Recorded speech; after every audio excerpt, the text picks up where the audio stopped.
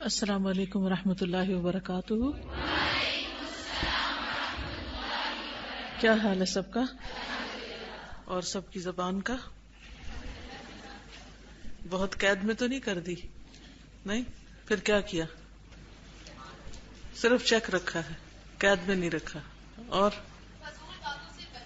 Okay, چلیے آگے پھر چلیں تاکہ کتاب پوری ہو جائے آپ کی۔ نحمده ونصلي على رسوله الكريم، اما بعد فاعوذ بالله من الشيطان الرجيم، بسم الله الرحمن الرحيم، رب اشرح لي صدري ويسر لي امري واحلل عقدة من لساني يفقهوا قولي۔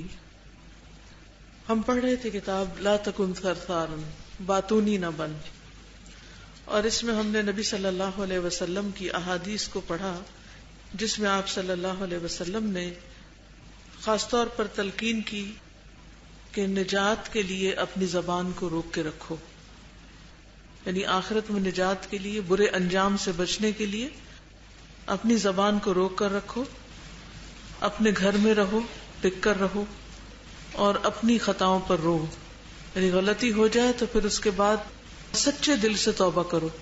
اور سچے دل سے توبہ کی علامت کیا ہے کہ انسان پھر اپنی غلطی پر روتا ہے، اکڑتا نہیں، تعویل نہیں کرتا، کسی کو بلیم نہیں کرتا۔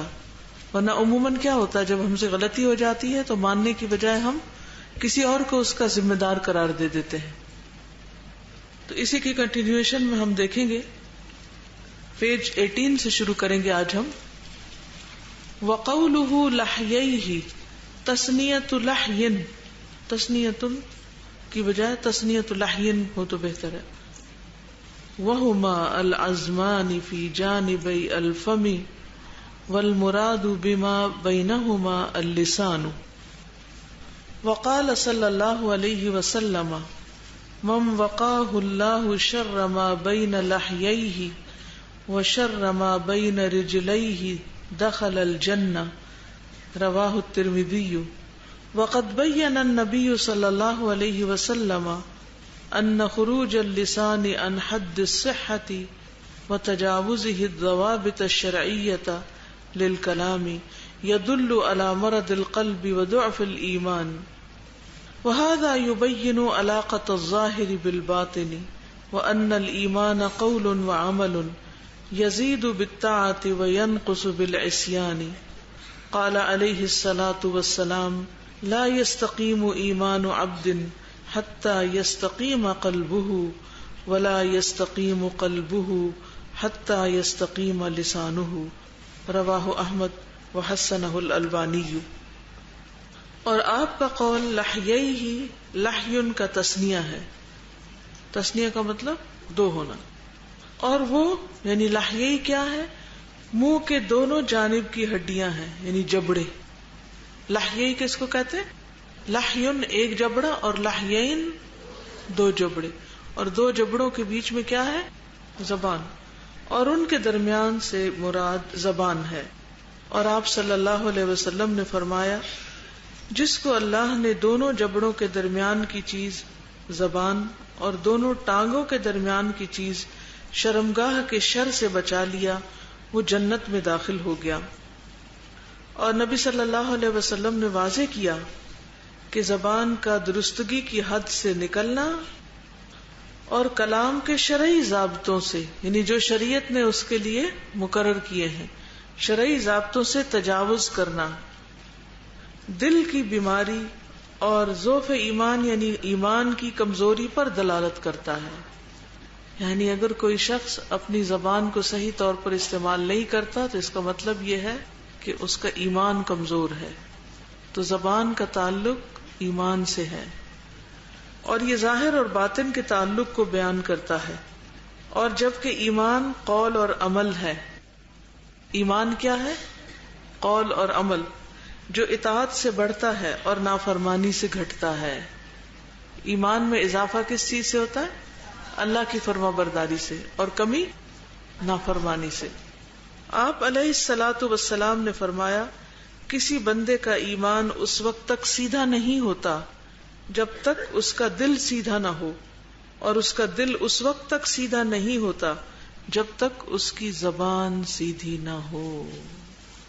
زبان سیدھی نہیں تو دل سیدھا نہیں، دل سیدھا نہیں تو ایمان درست نہیں، اور ایمان درست نہیں تو پھر انجام بخیر نہیں، خطرات ہیں، نجات نہیں. تو اس لیے اگر ہم زبان کی اصلاح کرنا چاہتے ہیں تو اپنے ایمان کو مضبوط کریں تاکہ دل درست ہو. دل درست ہوگا تو بات بھی درست نکلے گی، کیونکہ ہم منہ سے کیا بولتے ہیں؟ جو ہمارے دل میں ہوتا ہے.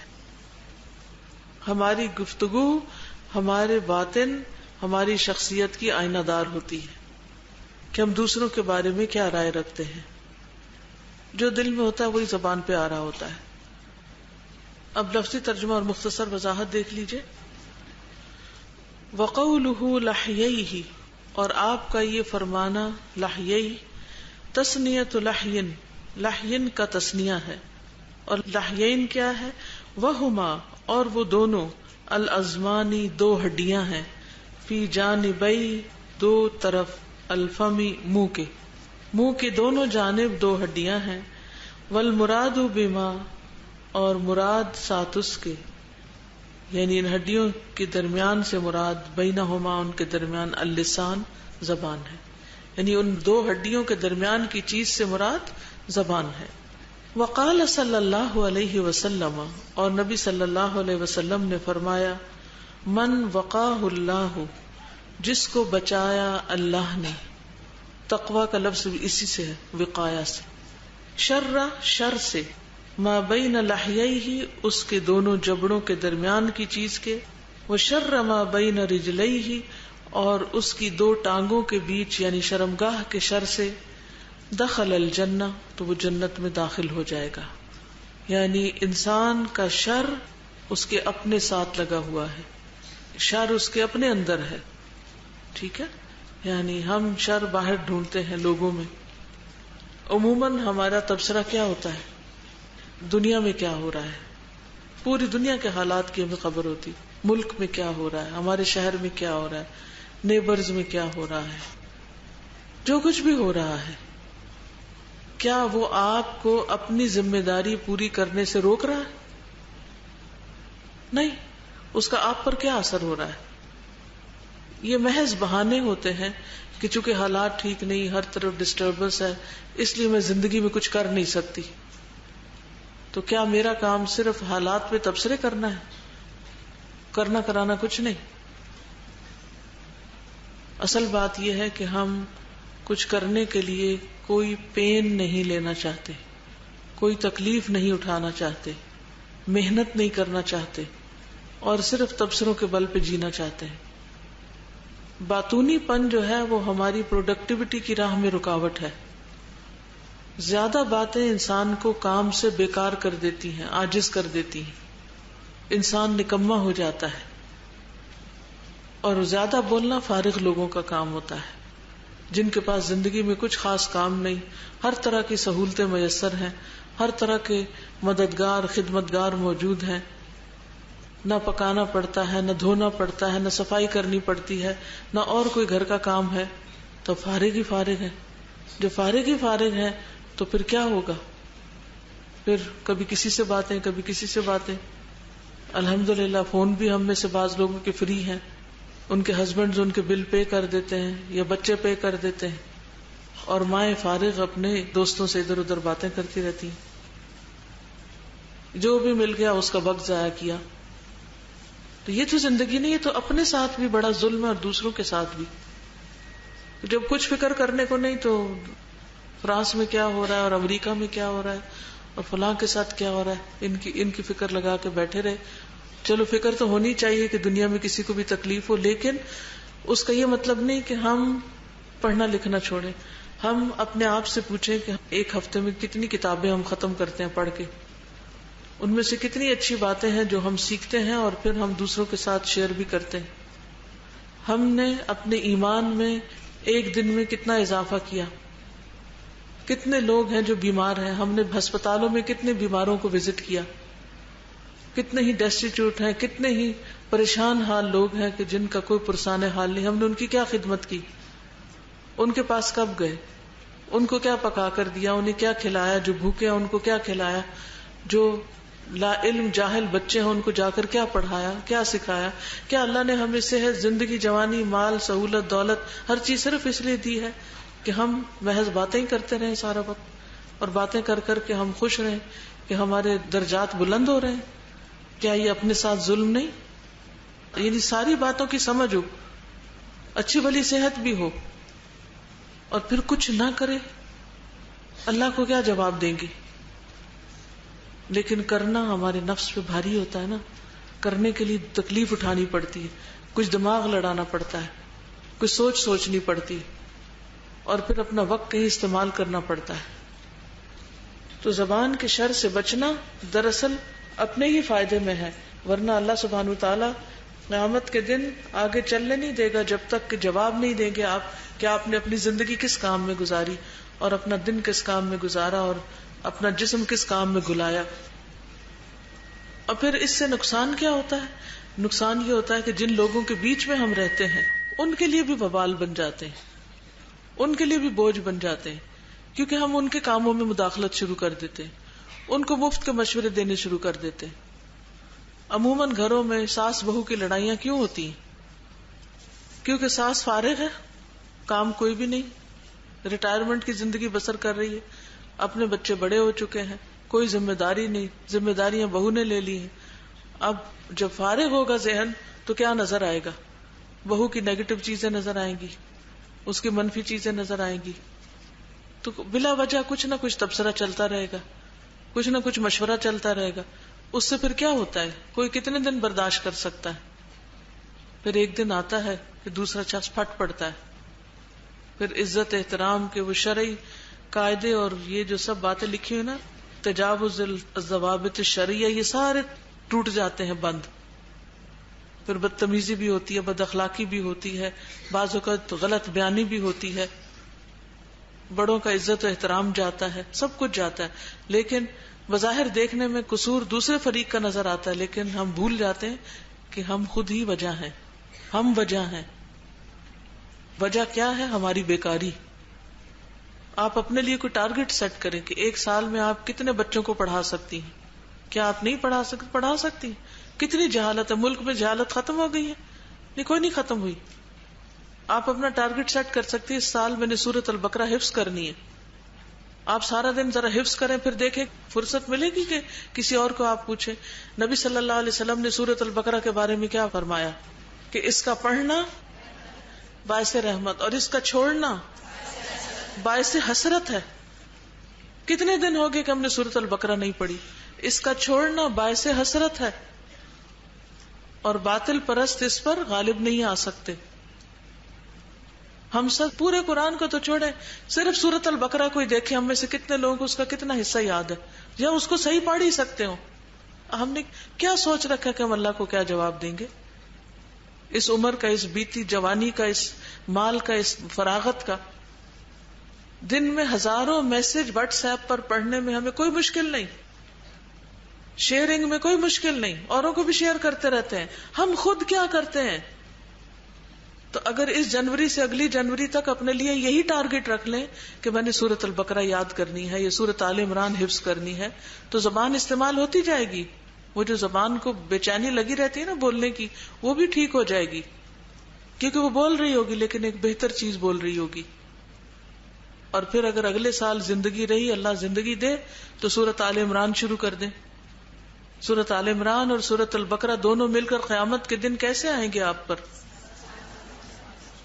دو سایہ دار بدلیوں کی طرح، یا پرندوں کے جھنڈ کی طرح، وہ اپنے پڑھنے والے پر سایہ کریں گی. لیکن ہم دن پر دن، ہفتوں پہ ہفتے، مہینوں پہ مہینے بیکار ضائع کر رہے ہیں، صرف تبصرے. کبھی سیاست پہ تبصرے، کبھی مذہب پہ تبصرے، کبھی لوگوں پہ تبصرے. کیا اللہ نے ہمیں سب کا ذمہ دار بنا کے بھیجا ہے؟ اگر ساری دنیا ٹھیک ہو جائے تو میرے ہاتھ میں کیا ہے اللہ کو منہ دکھانے کے لیے؟ میں نے اپنے لیے کیا کیا ہے؟ میرے پاس کون سا عمل ہے؟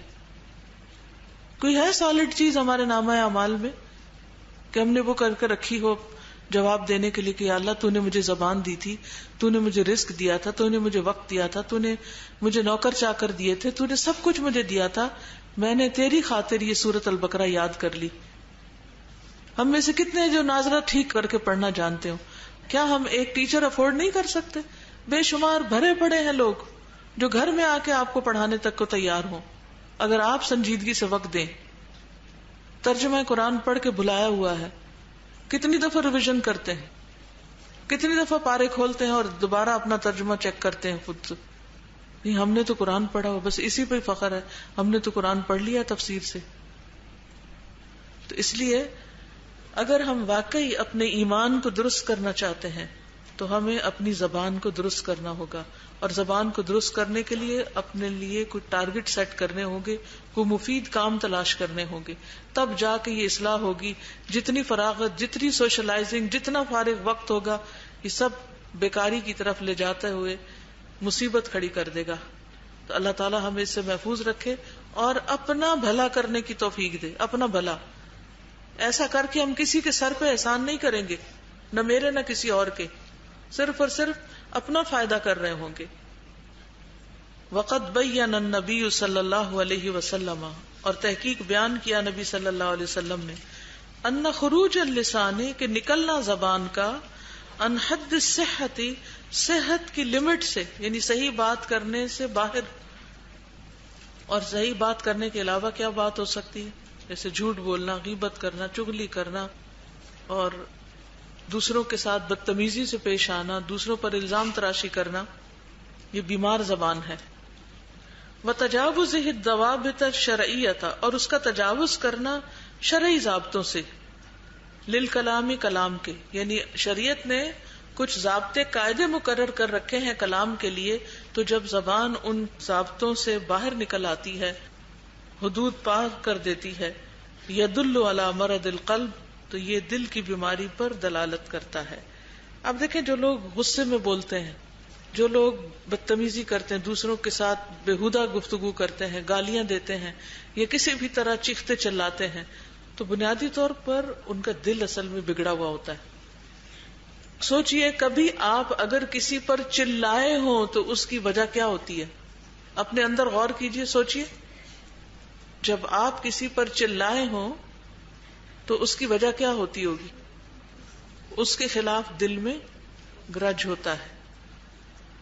جب آپ کسی پہ چلائے ہوں، کبھی کسی کی بے عزتی کی ہو، آپ نے کسی پہ غرائے ہوں بلی کتوں کی طرح، ہیں تو لفظ بڑے برے، لیکن چونکہ میری آنکھوں نے دیکھے میں ایسے منظر جو بھولتے نہیں کبھی، تو یہ سب غرانا اور چلانا اور شاؤٹ کرنا اور گندے گندے لفظ بولنا، گالی گلوچ دینا، یہ کہاں سے آ جاتا ہے؟ کہاں سے آتا ہے؟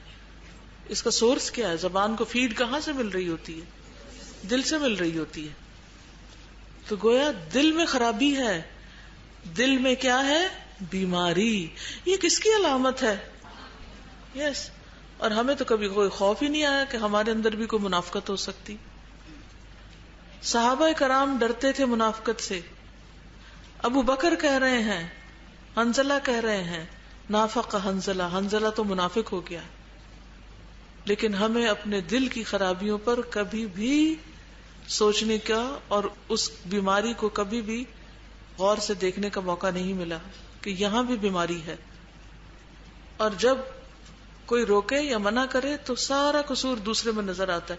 بھئی دل تو آپ کا بیمار ہے، اس کا اصلاح کیجئے، نہ کہ صرف دوسرے پر الزام لگا دیں اور اپنے آپ کو بری ذمہ قرار دے دیں. یدل علی مرض القلب وضعف الایمان، تو یہ دل کی بیماری اور ایمان کی کمزوری کی علامت ہے. وہذا یبین، اور یہ بیان کرتا ہے، علاقۃ الظاہر بالباطن، تعلق ظاہر کا باطن سے.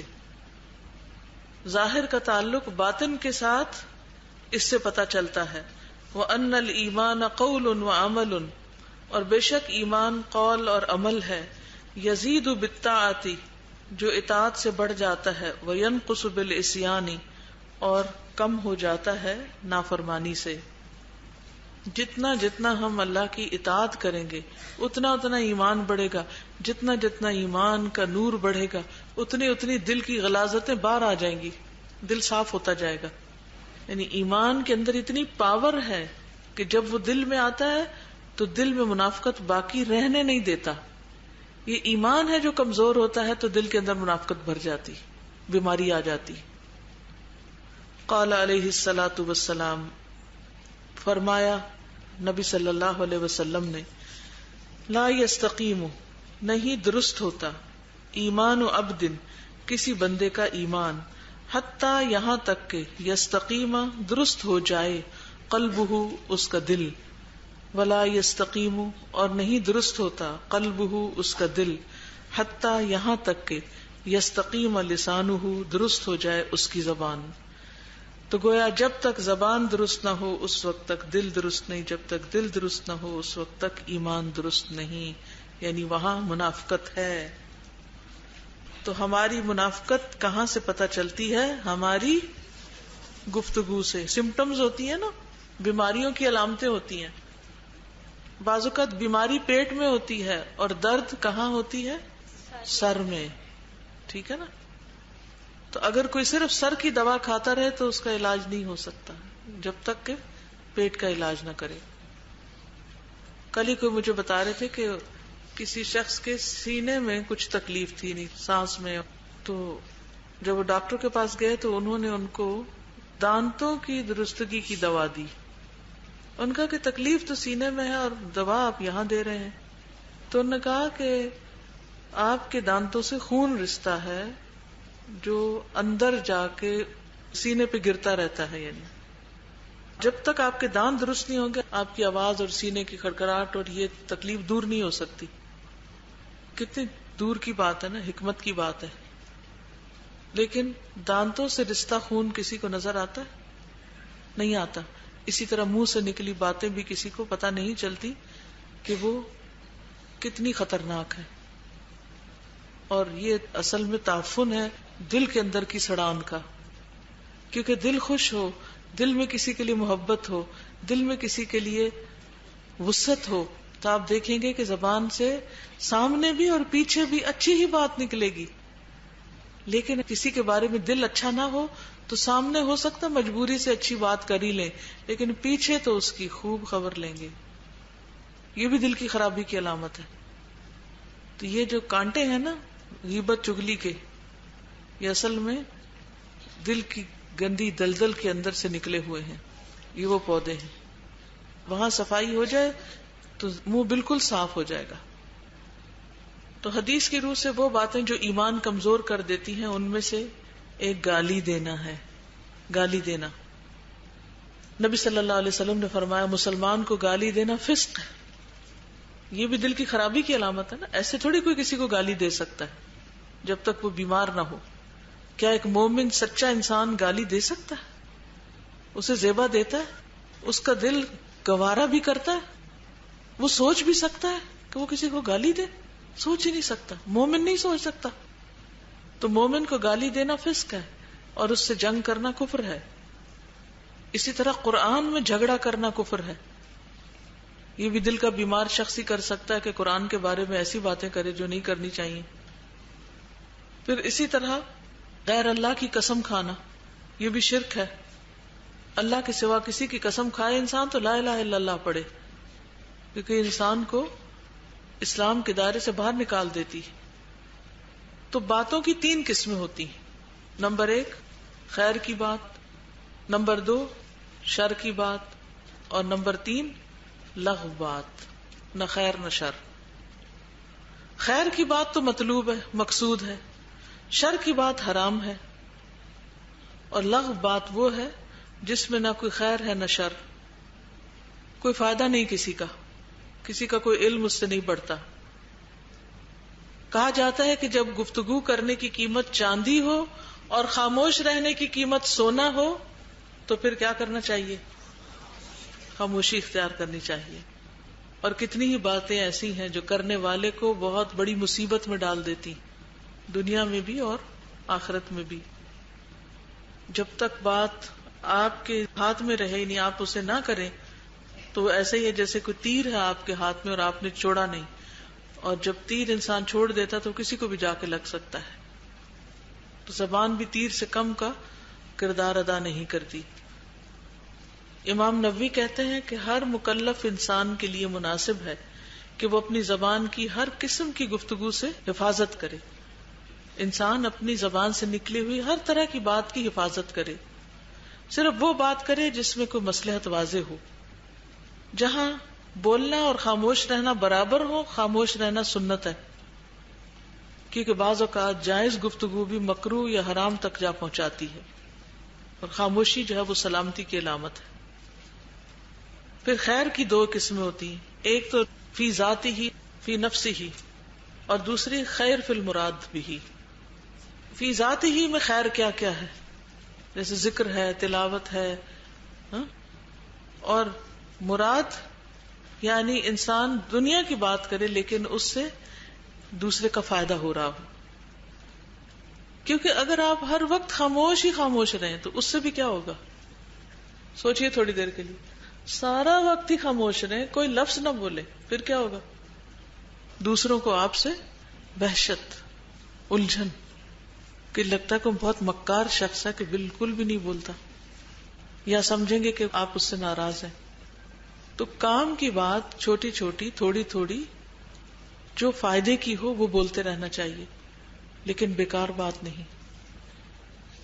کسی نیکی کو معمولی نہ سمجھا جائے اگرچہ وہ مسلمان بھائی کو خندہ پیشانی سے دیکھنا ہی کیوں نہ ہو، ملاقات کرنا ہی کیوں نہ ہو.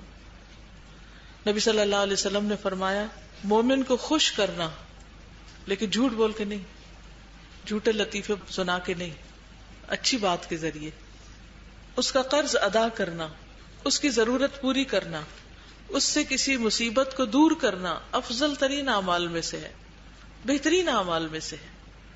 بچوں کو پیار سے بلانا، ان کا کوئی پیارا سا نام رکھ دینا، اس سے کیا ہوتا ہے؟ بچے خوش ہوتے ہیں. جیسے آپ اے زوینب کہنے لگے حضرت زینب ام سلمہ کی بیٹی کو، آپ ان کے ساتھ کھیلتے تھے اور انہیں بلاتے تھے اپنی طرف. بچوں کے لباس، ان کے کام، ان کی چھوٹی چھوٹی چیزوں کی تعریف کرنا اور ان کو دعا دینا.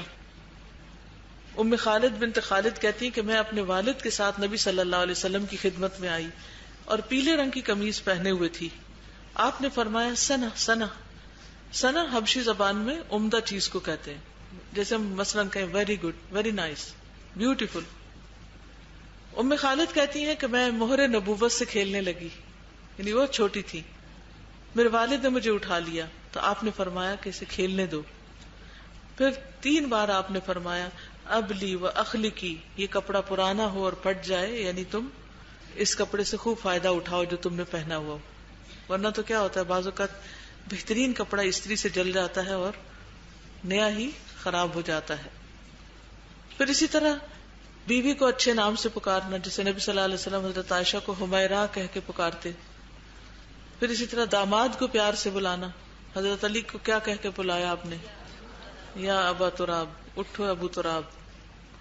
اسی طرح کسی کی بھی دل جوئی کے لیے اچھی بات کرنا، لیکن احتیاط کے ساتھ. ایسا نہ ہو کہ آپ اس کو ابو تراب یعنی مٹی کے باپ کہیں اور وہ روٹ کے چلا جائے. اس کے کہنے کا بھی کوئی موقع محل ہوتا ہے. وہ اصل میں اس وقت زمین پہ لیٹے ہوئے تھے اور مٹی ان کے جسم کو لگ گئی تھی. پھر اسی طرح اچھی گفتگو جب انسان کرتا ہے تو شیطان سے حفاظت ملتی ہے. بری گفتگو سے انسان شیطان کے پھندے میں آ جاتا ہے. وَقُلْ لِعِبَادِي يَقُولُ الَّتِي هِيَ أَحْسَنُ إِنَّ الشَّيْطَانَ يَنزَغُ بَيْنَهُمْ إِنَّ الشَّيْطَانَ كَانَ لِلْإِنسَانِ عَدُوًّا مُبِينًا. کہہ دیجئے اے میرے بندو کہ وہ بات کہیں جو سب سے اچھی ہو. بے شک شیطان ان کے درمیان جھگڑا ڈالتا ہے، بے شک شیطان ہمیشہ سے انسان کا کھلا دشمن ہے. پھر یہ بھی یاد رکھیے کہ اچھی بات کرنا صدقہ بھی ہے. الکلمۃ الطیبۃ صدقہ. اچھی بات آگ سے بھی بچا سکتی ہے. آپ نے فرمایا اتقوا النار ولو بشق تمرہ فإن لم تجد فبکلمۃ طیبہ. آگ سے بچو خواہ کھجور کا آدھا ٹکڑا ہی کیوں نہ دو، اگر وہ نہ ملے تو اچھی بات ہی کر دو. تو اچھی بات جنت میں لے جانے والی بھی ہے، درجات کی بلندی کا باعث بھی ہے. کوئی شخص اللہ کو راضی کرنے والی ایک بات کہتا ہے اور وہ نہیں سمجھتا کہ اس کا اثر وہاں تک ہوگا جہاں تک وہ ہو جاتا ہے، اس کی وجہ سے اللہ تعالیٰ قیامت تک کے لیے اس کے لیے خوشنودی لکھ لیتے ہیں. اور اسی طرح وائس ورثہ بھی، کہ انسان کوئی ایسی بات زبان سے نکالتا ہے کہ جس سے اللہ تعالیٰ ناراض ہو جاتے ہیں اور وہ جہنم کی کھائیوں تک جا پہنچتا ہے. اچھی بات ایسے عمل میں سے ہے جو بخشش کو واجب کر دیتا ہے، لیکن اگر ہم زبان کو خیر کی باتوں میں استعمال کریں تو جنت میں لے جانے والے کاموں میں سے ہے. آپ نے فرمایا اطب الکلام، عمدہ گفتگو کرو، وصل الارحام، رشتہ داریوں کو جوڑو، وقم باللیل والناس نیام، اور رات کو اٹھو جبکہ لوگ سو رہے ہوں، تدخل الجنت بسلام، جنت میں سلامتی کے ساتھ داخل ہو جاؤ گے اگر یہ کردار ہو تمہارے. اسی طرح جو لوگ اچھی بات کریں جنت میں ان کو ایسے خوبصورت بالا خانے ملیں گے جن کے اندر سے باہر اور باہر سے اندر نظر آ رہا ہوگا. کیا سمجھ میں آیا؟ اب تک جو گفتگو ہوئی ہے اس سے کیا سمجھ میں آیا؟ کیا کرنا ہے اور کیا نہیں کرنا؟ اپنے لیے آپ نے کیا سوچا؟ اب آپ کے بولنے کی باری. جی، کل باتونی نہ بن کے بارے میں کافی باتیں پتہ لگیں کہ ہم جو باتیں کرتے ہیں تو وہ بہت زیادہ لغو ہوتی ہیں. تھوڑا سا پریشان ہو رہے تھے کہ ہم ایسا لگ رہا تھا کہ جیسے بولے ہی نہیں، پر الحمدللہ آج بات کرنے میں کافی بات ہو رہی ہے کہ بات کرنی چاہیے اور اچھی بات. کافی فائدے بھی پتہ لگے کہ صدقہ بھی اور جنت میں لے جانے والے کاموں میں سے ہے. تو بولنا چھوڑنا نہیں ہے، انشاءاللہ بات جی، کرنی ہے لیکن مفید بات کرنی. باتونی نہیں بننا، بولنا نہیں چھوڑنا، ٹھیک ہے، لیکن کیا بولنا ہے؟ اچھی بات بولنا ہے. جی، مجھے یہ بات بہت اچھی لگی اور بالکل نئی چیز لگی کہ ہم اپنے ساتھ شر لے کر چل رہے ہیں. جی، جیسے ایسا لگا تھا کہ وائلڈ بیسٹ ہے یا کوئی بہت وائلڈ اینیملز ہیں، ان کو ہم نے قید کر کر رکھنا ہے، اگر چھوڑ دیا وہ ہم پہ اٹیک کر دیں گے. بالکل. بہت اچھا امیجن کیا آپ نے کہ کہتی ہیں کہ ایسا لگتا ہے جیسے ایک وائلڈ بیسٹ ہے ہمارے پاس جس کو ہم نے کیچ کر کے رکھنا، پکڑ کے رکھنا، اگر چھوڑ دیا آزاد تو کھا جائے گا.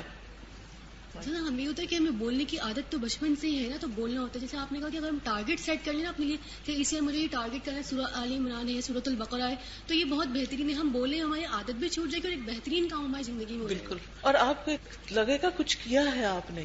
اگر ہر روز صبح ایک آیت سے بھی آپ شروع کر دیں اور بار بار اس کو پڑھیں اور اپنے لیے جیسے ایک ٹائم ٹیبل بنا لیں کہ 1 گھنٹہ تو میں نے اٹھنا ہی نہیں، قرآن ہی پڑھتے چلے جانا، جو مرضی ہوتا رہے. اپنے سارے گیجٹس، فون وغیرہ سب کچھ ایک طرف کر کے آپ کو، آپ کا کمرہ ہو اور آپ کا قرآن ہو اور آپ اپنا حفظ شروع کر دیں. آپ یہ نہ سوچیں بھول رہا ہے تو دوبارہ یاد کر لیں، پھر بھول گیا تو پھر یاد کر لیں، زندگی اسی میں گزر جائے.